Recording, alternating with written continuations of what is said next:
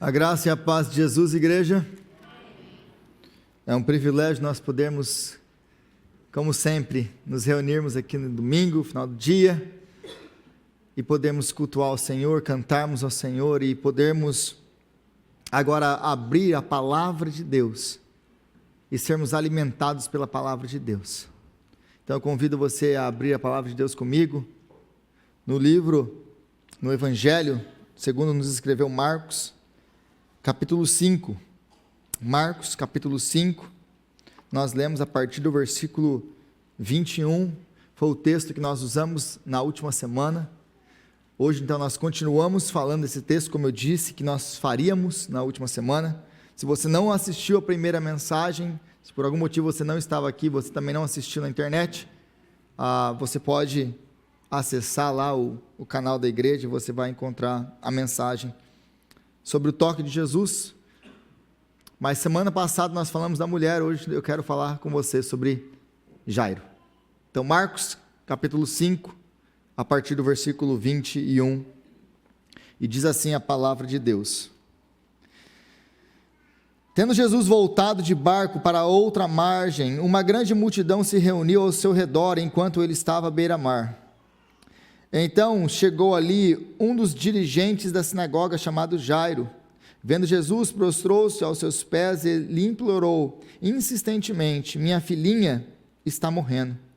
Vem, por favor, e impõe as suas mãos sobre ela, para que ela seja curada e que viva. Jesus foi com ele.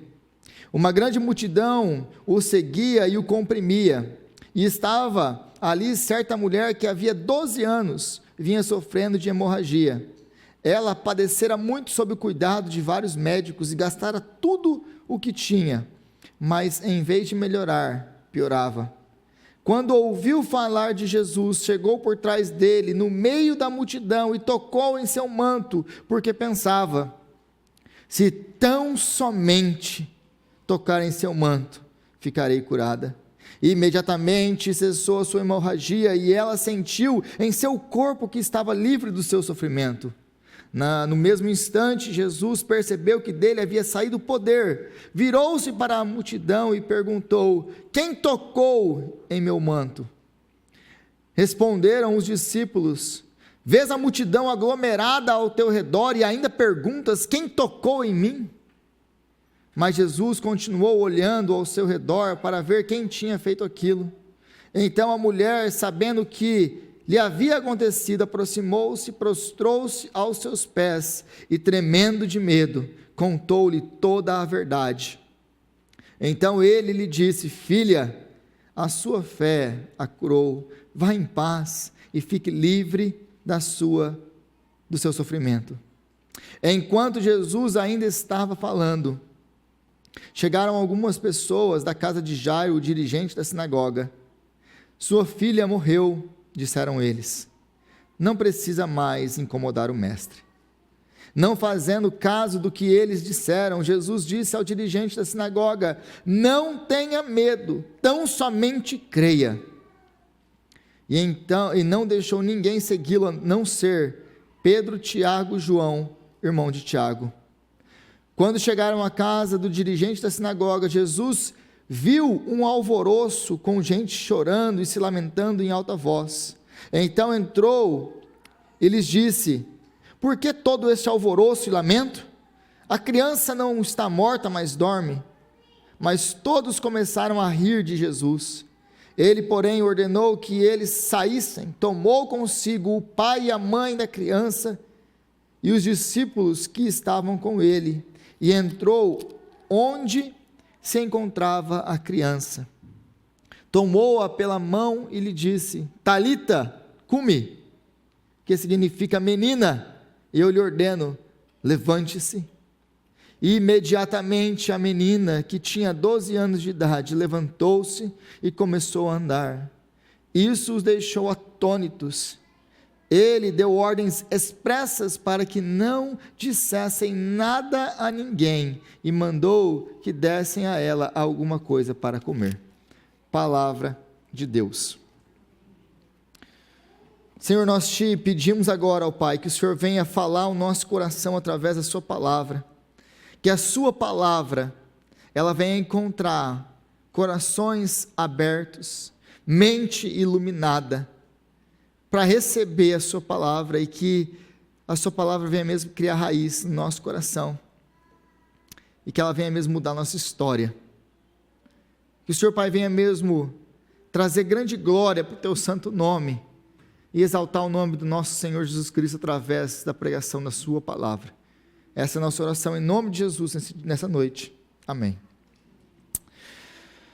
Então, irmãos, nós começamos na última semana a falar sobre esse texto, que é um texto riquíssimo e maravilhoso, mas é um texto que ele envolve duas histórias. Nós temos aqui o que os teólogos, mais uma vez, chamam de um sanduíche que Marcos faz com duas histórias. Ele começa com Jairo, nós temos a história da mulher, da cura da mulher com o fluxo de sangue no meio, e então nós temos a volta da história de Jairo, o resumo do que aconteceu com a história de Jairo. Então é isso que está acontecendo aqui. Na última semana nós falamos, nós meditamos, nós analisamos a vida da mulher com o fluxo de sangue, e que tudo aquilo ali representava. Mas hoje eu quero então falar com vocês sobre Jairo, e quem é Jairo, e a importância de nós entendermos esse contexto histórico, esse contexto que a Bíblia está sendo escrita, para podermos entender o que a Bíblia está nos escrevendo, ou o que Marcos está aqui nos relatando. Então quem é Jairo?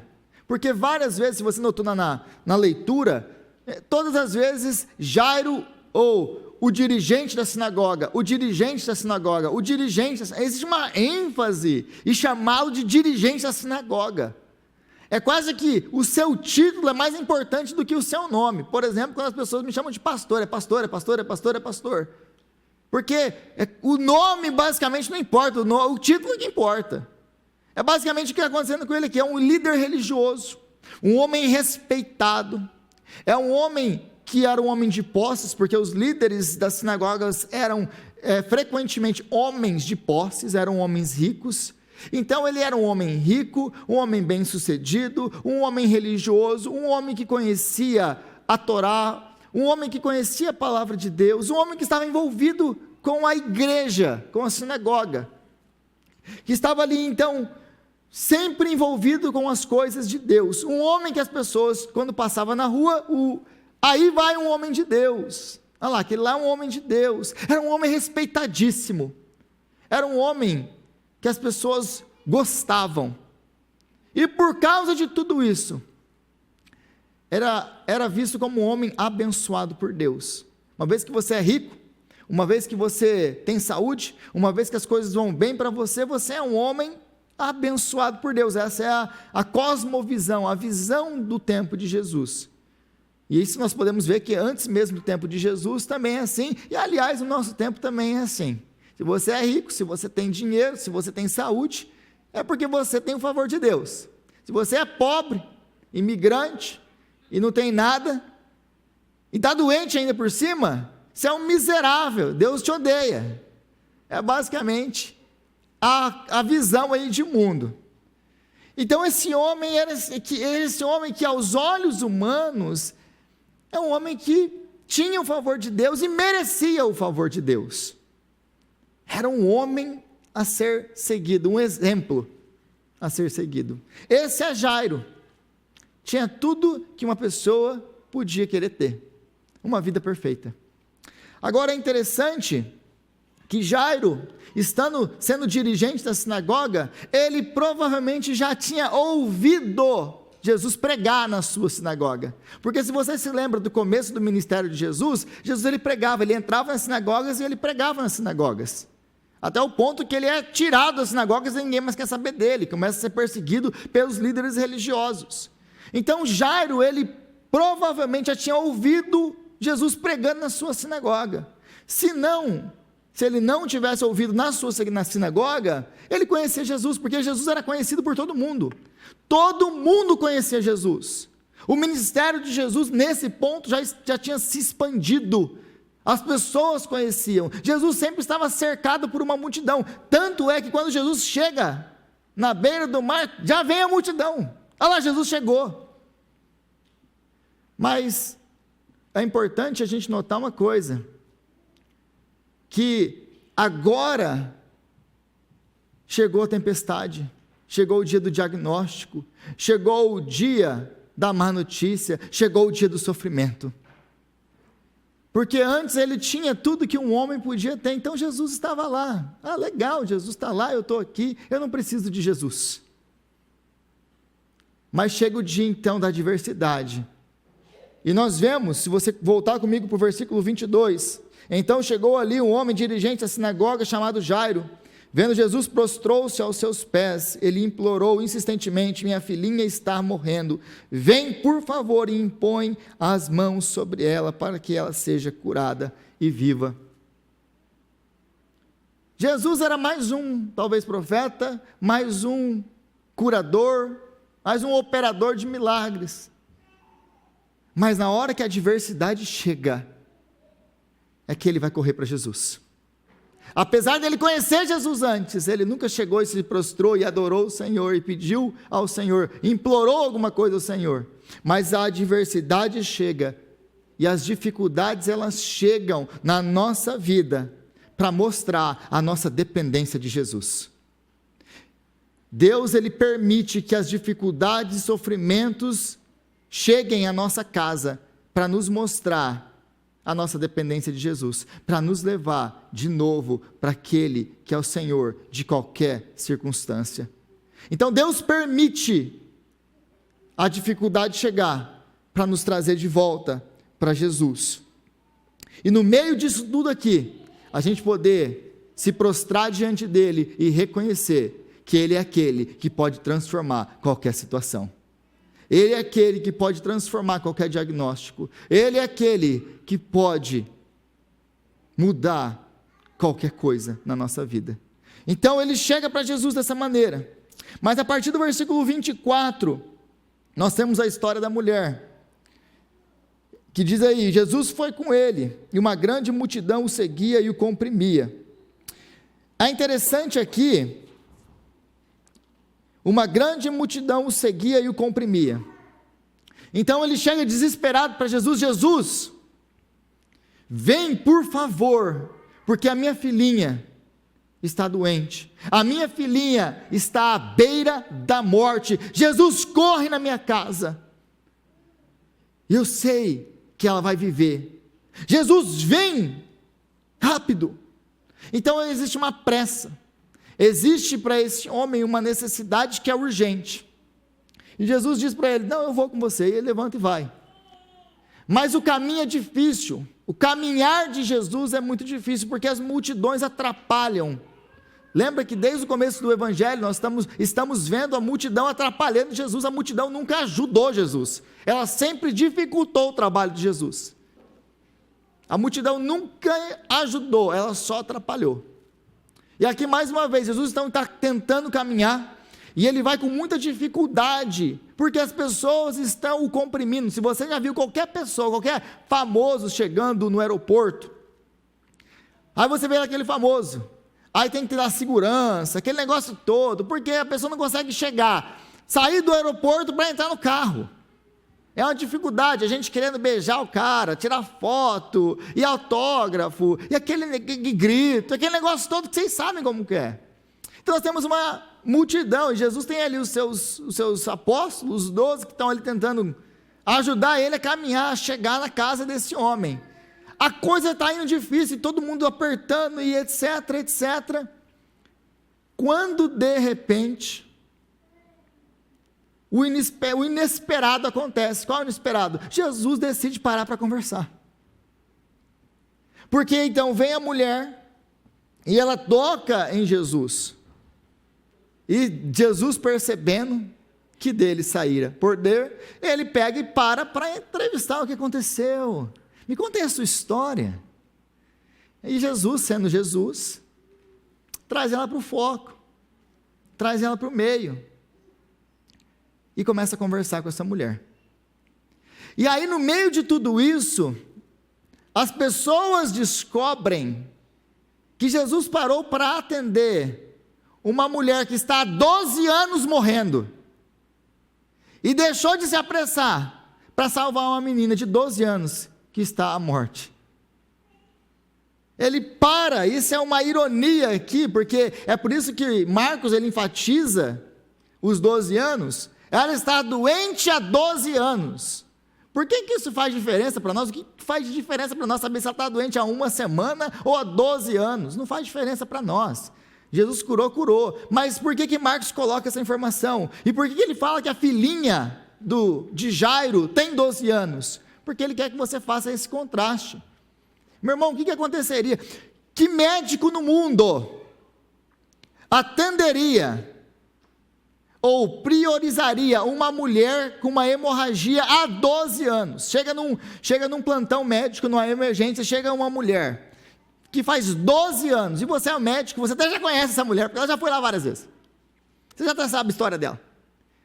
Aí de repente chegou uma menina de 12 anos que está à beira da morte. Qual você trata primeiro? Se você tratar a mulher e a criança morrer, você vai ser processado por negligência médica. Mas Jesus não está nem aí para isso. Então ele para essa mulher. Mas por que ele para? Nós vimos em detalhes na última semana o relato dessa mulher. Mas por que ele para conversar e para salvar? Fora tudo aquilo que nós já dissemos antes. Porque Jesus, ele quer nos ensinar uma lição. Que muito pior do que a morte é uma vida sem Cristo. Muito pior do que a morte é viver sem Jesus. É por isso que ele para salvar essa mulher. Porque ele não queria apenas curar ela fisicamente, para que ela vivesse um pouquinho mais, ele queria salvar ela espiritualmente. Ela precisava entender quem é ele. É por isso que ele para. É por isso que ele para poder conversar com ela. E aí no versículo 31 e 32, nós temos aquela famosa, delicada resposta, provavelmente de Pedro aqui. Que o Pedrão é o Pedrão, né? Cara sanguíneo, aquele cara que sempre tem uma resposta tranquila na ponta da língua. E aí Jesus, ele pergunta, quem tocou em meu manto? Versículo 31, responderam os discípulos, vês a multidão aglomerada ao teu redor e ainda perguntas, quem tocou em mim? Ô Jesus, você só pode estar de brincadeira, né, Jesus? A pergunta para você deveria ser, quem não tocou em você? Todo mundo, Jesus, está tocando em você. A gente está tocando em você, as pessoas estão tocando em você, todo mundo toca em você, Jesus. Você já é patrimônio da humanidade. Então a pergunta é, quem não tocou em você, Jesus? Você está de brincadeira, eles ficam irritados com Jesus aqui.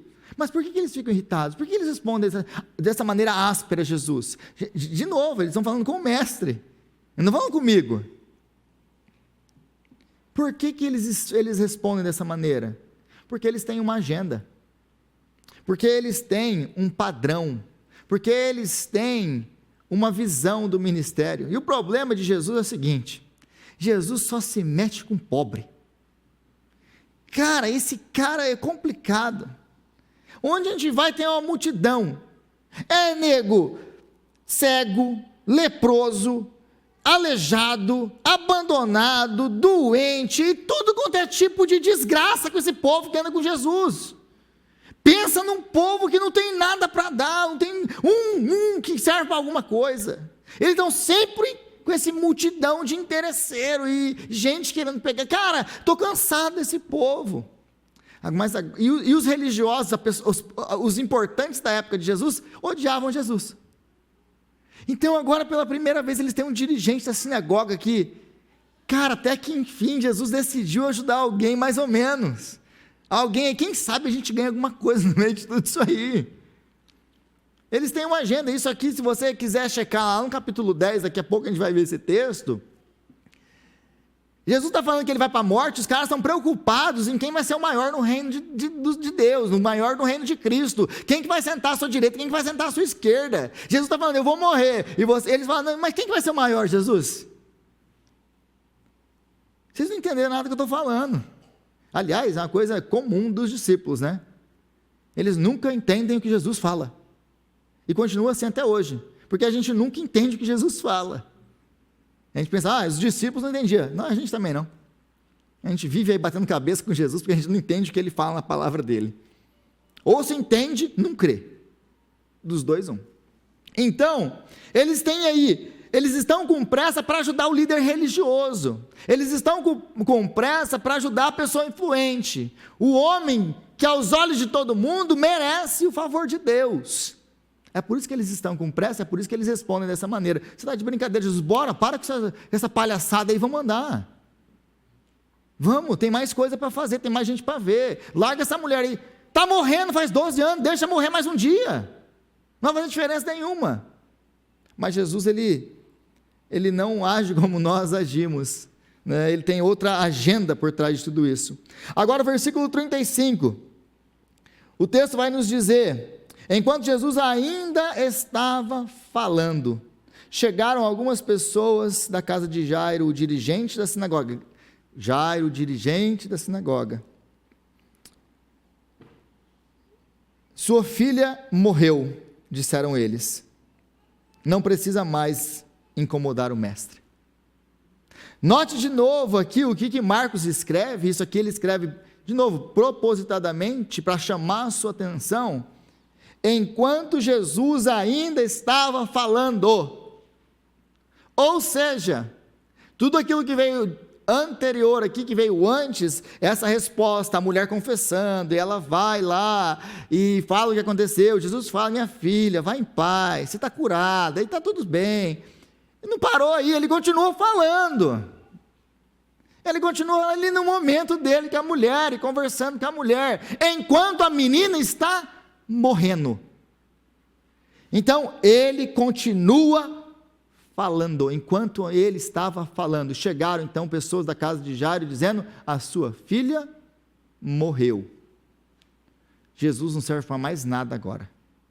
Em outras palavras, é isso que eles estão dizendo aqui: não incomodes mais o mestre, ele não serve para mais nada agora, deixa ele aí.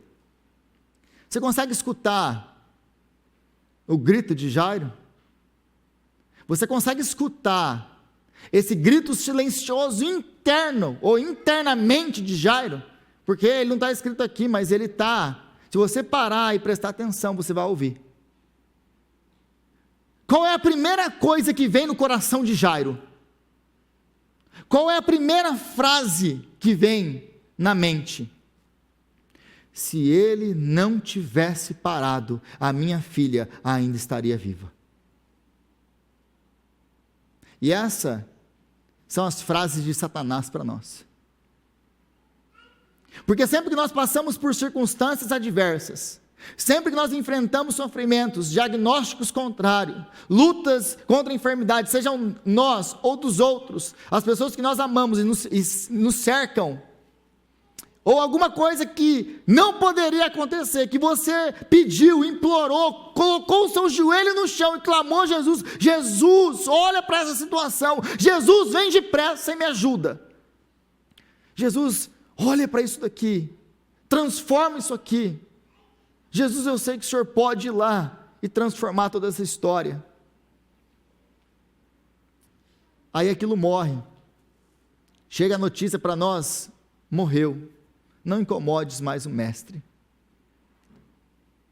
Aquilo que sempre vem na nossa cabeça é a mesma coisa que vem na cabeça de Jairo aqui. Se Jesus não tivesse parado, do que me adianta servir Jesus? Do que me adianta estar na igreja? Do que me adianta dar meu dízimo? Do que me adianta trabalhar no ministério? Do que me adianta fazer isso e andar certinho e etc. Quando são os ímpios que prosperam. Aliás, isso aqui está na Bíblia, já se você leu o Antigo Testamento, essa reclamação já tem na Bíblia. Abre o livro de Malaquias e você vai ver isso. Do que nos adianta servir o Senhor dos Exércitos? Eles voltam para a terra deles, está tudo destruído. Israel está acabado, Judá está destruída. Eles voltam para a casa deles, depois do exílio na Babilônia, e eles olham, suas casas estão destruídas, a sua terra foi destruída, está tudo varrido do mapa. Qual é a primeira coisa que vem na cabeça deles? Do que nos adianta servir o Senhor dos Exércitos?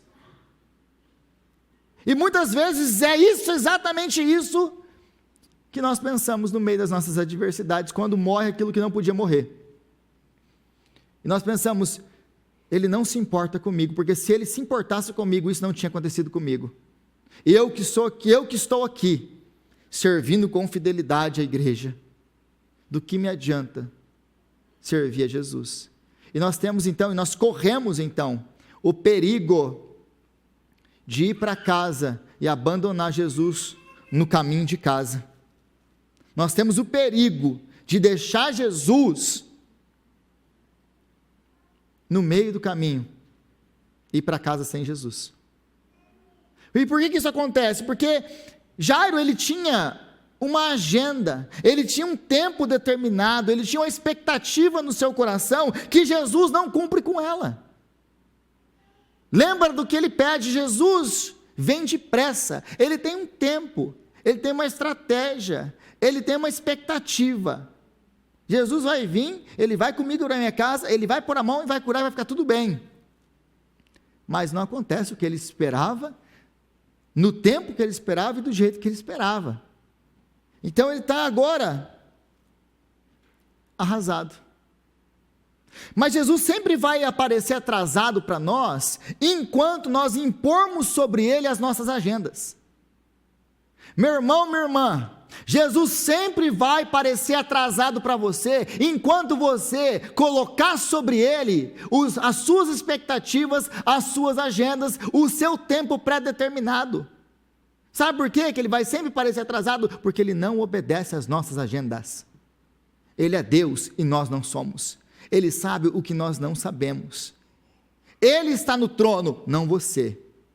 Então, todas as vezes que nós colocarmos expectativas e colocarmos agendas para Jesus, nós vamos nos decepcionar com Ele. E nós vamos correr o mesmo risco que Jairo está correndo, de abandonar Jesus no caminho de casa.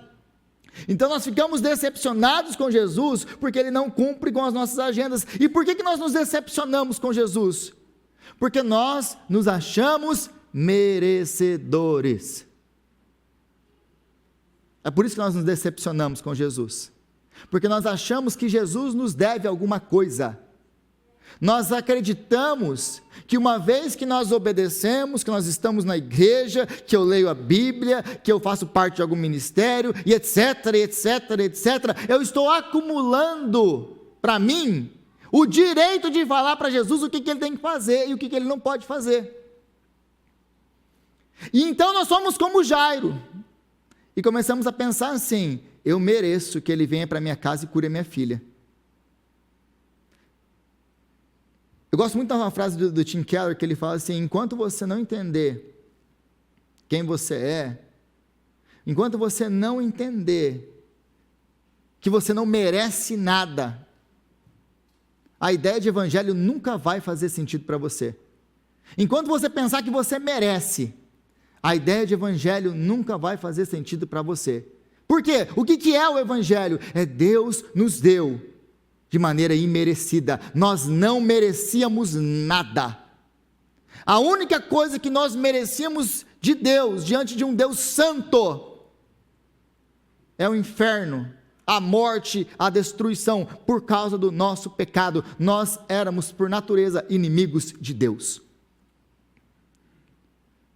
Então nenhum de nós, meus irmãos, merecia nada de Deus. Você quer o que você merece de Deus? É um lugar bem quente. Bem quente. É a única coisa que nós, pecadores, merecemos diante de um Deus santo. Então, enquanto nós nos acharmos merecedores, nós sempre vamos pensar como Jairo, ou sentir traídos por Jesus. Jesus me traiu, porque ele não cumpriu com a minha expectativa, com aquilo que eu achava que ele tinha que fazer, porque ele não cumpriu com a minha agenda. Ele não cumpriu com a minha agenda. Então nós criamos as nossas expectativas, nós fazemos os nossos planos, nós impomos isso para Jesus, mas aí nós nos iramos com ele, porque ele não faz o que a gente achou que ele tinha que fazer. E meu irmão, minha irmã, a culpa disso é sua. A culpa disso é minha. Essa decepção é sua culpa, é minha culpa, porque ele não obedece às nossas agendas de novo. Você vai se decepcionar, você vai se frustrar com ele toda vez que você criar essas expectativas, agendas e tempo determinado. Você vai fazer tudo isso, você vai querer ir embora para casa sem Jesus, você vai me ligar, E eu não vou poder falar para você que a culpa disso é sua, naquele dia. Porque você vai estar chorando demais para poder falar isso. Mas você já vai saber o que eu estou pensando. E a culpa disso é sua. Porque você criou uma expectativa em um tempo determinado, em uma agenda, empurrou ela para Jesus e chamou isso de fé. Eu creio que Ele vai fazer. E se Ele não fizer? E se Ele não fizer? Você está pronto para dizer, como Jó, Deus deu, Deus tirou, louvado seja o nome do Senhor. Só pode responder dessa maneira, meu irmão, minha irmã, aquele que entendeu que não merece nada dele. Só pode responder dessa maneira aquele que entendeu que tudo que eu tenho é graça. Se Ele deu e se Ele tirou, é graça.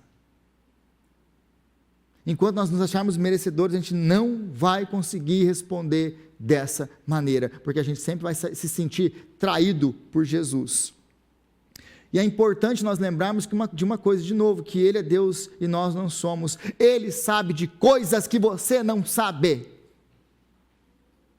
Ele pode ver coisas que você não vê. Ele sabe do futuro e você não.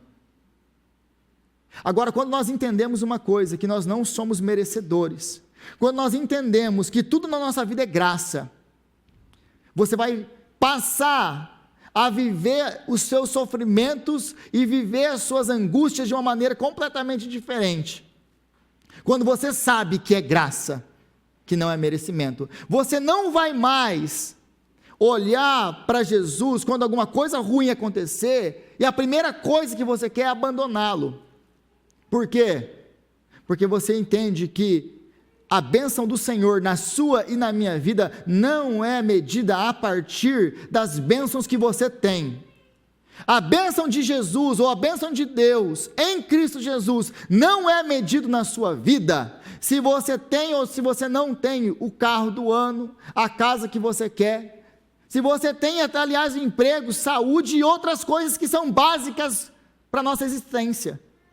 A bênção do Senhor na sua vida não é medida a partir das coisas que Ele nos dá e nos proporciona. A bênção do Senhor na sua e na minha vida é medida a partir de apenas uma coisa: Ele te deu Cristo para morrer por você na cruz. Quando você entende que você é um miserável, quando você entende que a cruz é a expressão maior do amor de Deus por você e por mim, que não merecíamos nada, que éramos por natureza inimigos de Deus, e que Deus entregou o seu Filho para morrer pelos seus inimigos, você vai entender que aquilo que você está passando, a dificuldade que você está enfrentando, o diagnóstico contrário que você, que a sua esposa, que os seus filhos estão passando, não é porque Deus não te ama, mas Ele tem um propósito no meio de tudo isso, que você não entende naquele momento, e pode até morrer, mas Ele continua sendo Deus, e Ele continua te amando. Ele continua te amando, independente do que você está passando, e Ele está com você no meio das suas lutas, porque Ele prometeu que Ele estaria. Mas a presença de Jesus no caminho de casa não nos isenta, meus irmãos, de lutas, de dificuldades, como a presença de Jesus no barco não nos isenta da tempestade, mas Ele prometeu estar conosco até o último dia, até a consumação dos séculos. Eis que estou convosco. Mas a presença de Jesus na nossa vida não nos isenta das dificuldades e dos sofrimentos, e isso não mostra que Jesus que não se importa, que Ele não está nem aí, porque aliás, na minha concepção, o que Jairo está passando aqui, é o pesadelo de qualquer pai, porque talvez, essa seja a situação mais complexa, que um pai e que uma mãe possam enfrentar. Qual a situação? Você vê o seu filho, a sua filha, de cama, doente, prestes a morrer, e você não pode fazer nada. Não importa o quanto de dinheiro você tenha, não importa quanta teologia você tenha, não importa quanta fé você tenha, nada disso pode mudar nada. Você está vendo a sua filha, o seu filho, à beira da morte, e você não pode fazer nada. Nada. Essa é talvez a situação, na minha concepção, a mais difícil de você suportar. Porque uma vez que nós estamos doentes, é uma coisa, os nossos filhos estarem doentes é outra coisa. É outra coisa completamente diferente. Então Jairo está numa situação dessa. Mas quando nós enfrentamos esse tipo de coisa, nós precisamos lembrar que mesmo em situações como essa, Ele nos ama, Ele se importa, e aliás Ele se importa tanto, que Ele veio para poder se entregar, para ter o seu corpo partido, o seu sangue derramado, para morrer. Ele se importa tanto com o nosso sofrimento, que Ele veio, mas Ele não veio para nos livrar de um sofrimento momentâneo, físico e passageiro. Ele pode nos livrar desses sofrimentos que nós temos momentâneos e passageiros, que são os dessa vida, mas Ele veio para lidar com a nossa morte espiritual, Ele veio para lidar com a nossa eternidade. Deus, Ele não está preocupado com os sofrimentos que nós temos nessa vida. Por quê? Porque Ele sabe que esses sofrimentos vão nos purificar e nos levar para perto dEle, e Ele nos deixa passar por eles intencionalmente, porque Ele sabe que o que nos aguarda é a eternidade, é que aquele dia que nós vamos nos encontrar com Ele, e escutar isso dEle: vinde a mim, benditos do meu Pai, para o gozo eterno, onde será enxugado dos seus olhos toda lágrima, e vocês vão gozar dele para sempre. A morte não tem a última palavra na sua vida, aquele diagnóstico não tem a última palavra na sua vida, a falta de emprego não tem a última palavra na sua vida, o seu sofrimento, seja lá qual for, não tem a última palavra na sua vida. A última palavra é de Jesus, dizendo: venham, porque eu comprei vocês a preço de sangue, e nada pode separar vocês do meu amor, nem a morte, nem a vida, nem os anjos, nem os principados, nem o presente, nem o porvir. Nada, absolutamente nada, pode nos separar do amor de Deus, que é nosso por meio de Jesus Cristo, nosso Senhor. Então, Jesus, Ele para a fim de o conhecermos, porque nas vidas das duas pessoas aqui, tanto de Jairo quanto a mulher do fluxo de sangue, a parada de Jesus tem o mesmo intuito: salvação. Lembra-se que na última semana, quando nós falamos dessa mulher, ela tem uma visão distorcida de quem é Jesus, ela ouve falar de Jesus, Jesus é um curandeiro, Jesus é uma pessoa que pode curar com poderes mágicos, ela tem um misticismo, ela tem uma fé que não é uma coisa clara, ela não sabe quem é Jesus, ela queria tocar em Jesus e ir embora, e ela ia embora com o imaginário distorcido de quem é Jesus, mas Jesus chama ela para o centro, para que ela pudesse ter um encontro com Ele, e para que ela pudesse conhecer quem é Ele. Ele não é um curandeiro, um mágico, Ele é o Senhor. Ela queria apenas ser curada para viver mais uns anos, Jesus queria curar ela, para que ela vivesse pela eternidade. Jairo tem a mesma coisa. Jairo, ele chega esperando que Jesus corra lá na casa dele, e cure a filha dele de uma febre, de uma doença, de alguma coisa que eles não sabem nem o que é. Mas ele está viva, é só Jesus colocar a mão, coisa simples, põe a mão e vai ficar tudo certo. Ele tem uma visão sobre Jesus, Jesus é um profeta, Jesus é um operador de milagres, Jesus é um grande rabino, Jesus é alguém que tem o favor de Deus, e é isso que ele é. Jairo precisava entender que Jesus é muito além, ele vai muito além, ele é muito maior do que qualquer profeta, ele é o próprio Deus. Então Jesus, ele para a fim de nós o conhecermos. Meu irmão, minha irmã, muitas vezes Jesus para na sua vida a fim de você conhecer Ele. Ele intencionalmente, Ele para. Espera aí que eu tenho que consertar uns assuntos aqui, eu tenho que conversar aqui, eu tenho que fazer resolver um outro problema. Enquanto isso, ele espera um pouquinho. Mas Jesus vai morrer. Mas espera que eu tenho que... Mas Jesus vai morrer. Mas Jesus vem depressa. Mas Jesus vai morrer. Jesus morreu. Eu queria que morresse. Porque você precisava me conhecer. Não é assim que ele faz com Lázaro, seu grande amigo? As irmãs mandam, vem salvar aqui o seu amigo. Jairo está doente. Seu amigo. Amigo de Jesus. Aí Jesus decide ficar ali mais um tempo. Não vou ficar aqui por aqui. Aí depois, ele decide ir lá, porque Jairo morreu. Mas por que não foi antes? Porque Marta e Maria precisavam entender quem era ele. Ele não é apenas um amigo. Ele é o Senhor. Jairo precisava que ele entender que ele não é apenas um amigo, ele é o Senhor. As paradas de Jesus têm sempre esse propósito na minha e na sua vida, te salvar e transformar a sua vida. Salvar você e transformar você. Então Jesus sempre vai nos dar muito mais do que nós esperávamos, do que aquilo que nós pedimos ou até pensamos, como diz o profeta. Mas Jesus sempre vai exigir muito mais daquilo que você esperava entregar. Como que funciona isso? Jairo, ele vem para Jesus com uma expectativa, ele esperava que a sua filha fosse curada de uma doença e fosse trazida de volta.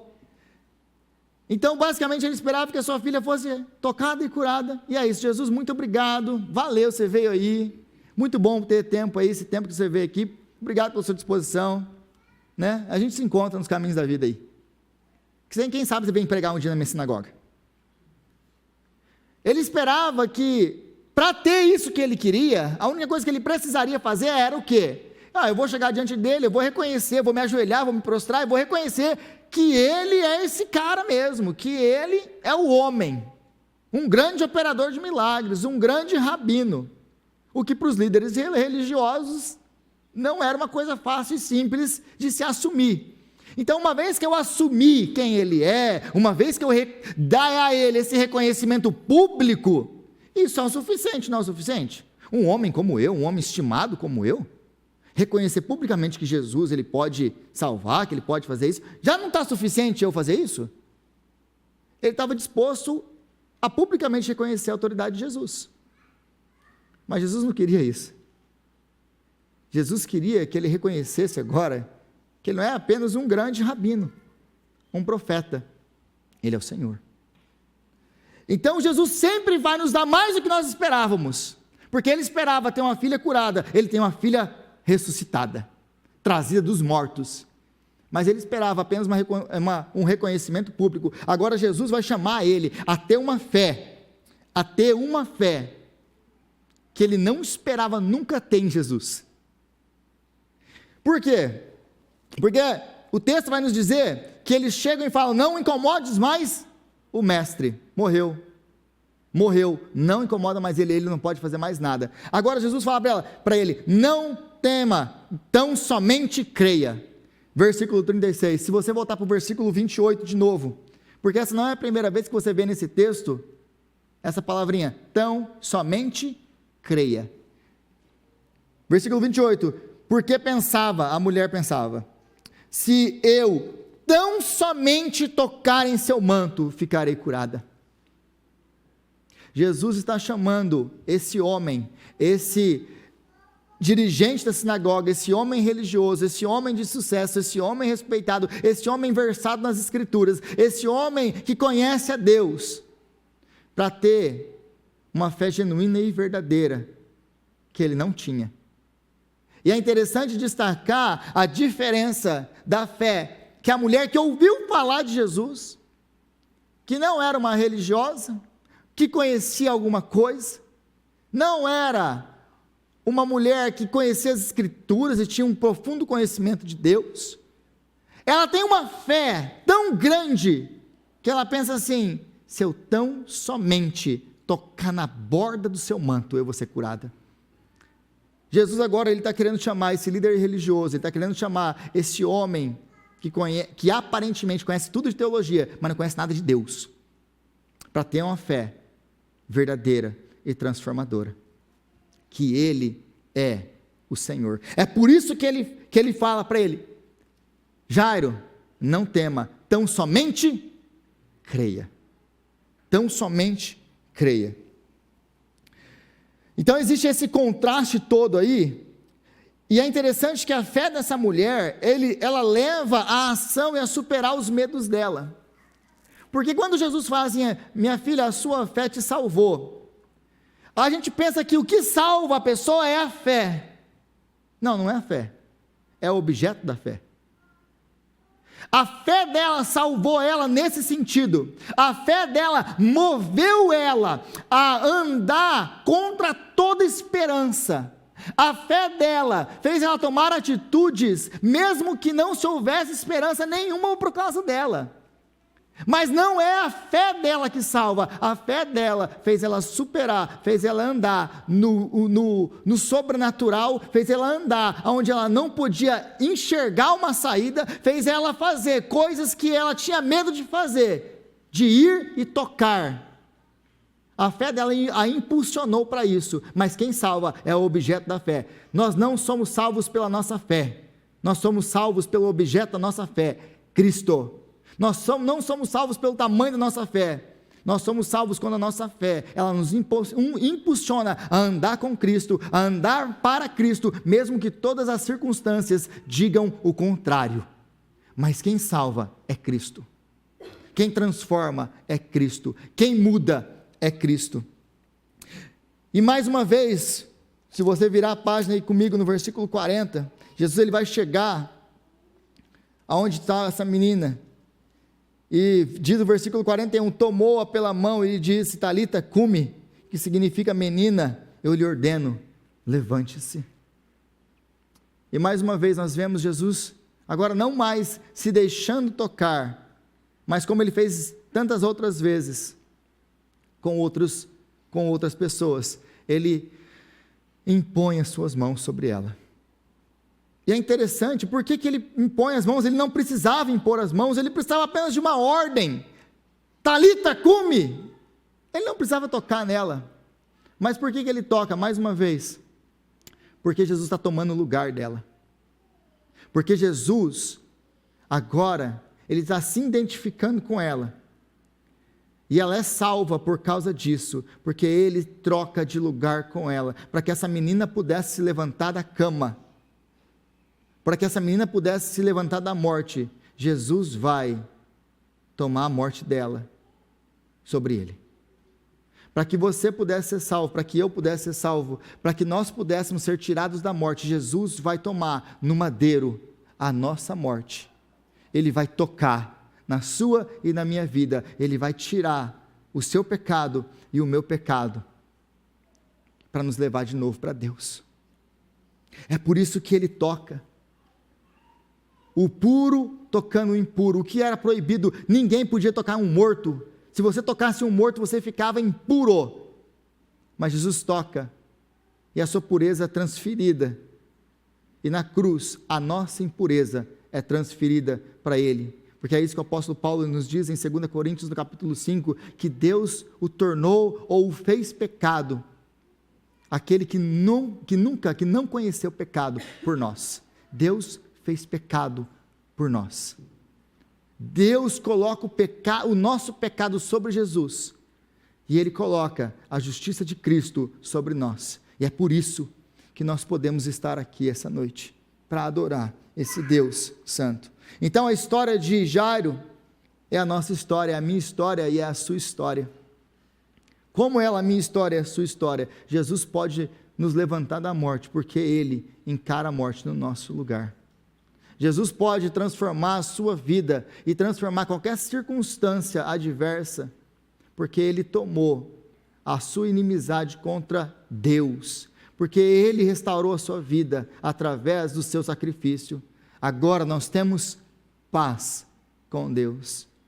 Então Deus, meu irmão, minha irmã, Deus não está te punindo de nada quando as coisas ruins acontecem, mas no meio de tudo isso, ele quer te trazer para perto dele e transformar a sua história. E é isso que nós comemoramos aqui hoje, na ceia do Senhor. O sacrifício, a morte que Jesus enfrentou para que nós tivéssemos vida. É isso que nós vamos participar agora. Eu gostaria de convidar aqui o Ministério de Louvor para estar comigo, os presbíteros que estão aqui hoje, o presbítero Bruno e o presbítero Christian, para estar aqui conosco.